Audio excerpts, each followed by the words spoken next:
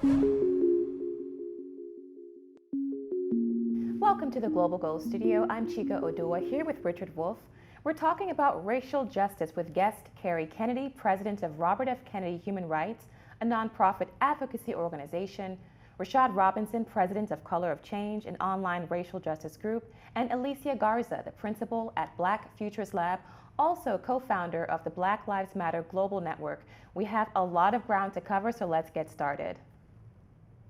A movement that began on America's streets has impacted the entire world. The Black Lives Matter protests have triggered a global movement to reassess the legacy of colonialism, white supremacy, and the challenges of racial justice.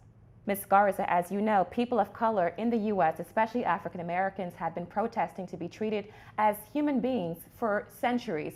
But you have said that this moment is different. How exactly is this particular moment different? Why and how?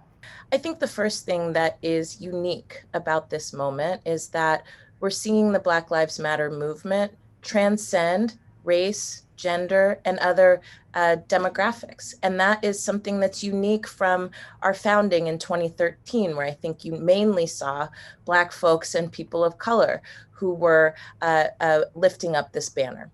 The other thing I think is unique about this moment is that, you know, for the first time, not in history, but for the first time in a decade, we are seeing a president who is mobilizing white supremacist and white nationalist forces in response to this global movement that is calling for the sanctity and dignity of Black lives. And so in this moment, I think that creates a completely different dynamic, where literally the political platform of this president at this time is law and order. And what he is promising is that he will restore order to cities across the country who have erupted in protests. And he is telling his supporters that Black Lives Matter is going to show up at their houses and take things from them that we don't deserve.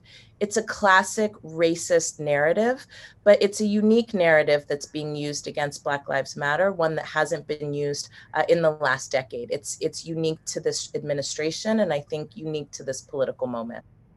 Mr. Robinson, you said there's a force multiplier at play here with these protests. What do you mean by that? What I mean is that racial justice is a force multiplier. You know, during the height of the COVID pandemic, right, the best that a lot of people who fight for justice thought we could do was clap outside of our windows and cheer for essential workers, or lift up investigative journalism about the failures of the administration and rant on social media. It took racial justice to actually get people into the streets. And so lots of times we talk about racial justice as charity, the thing we should do because it's the right thing. Or we say, or we have to get involved in racial justice because we want to do the right thing, or we don't want to upset folks of color. But this is not just about fighting racism as we think about what is it going to take to bring our country back.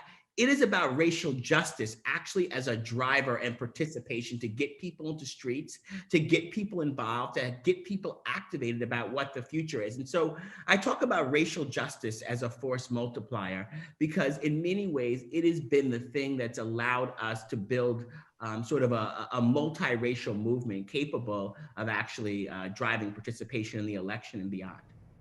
It's very important indeed. Thank you so much. We'll be back for a quick break, and you're watching Global Goals Studio.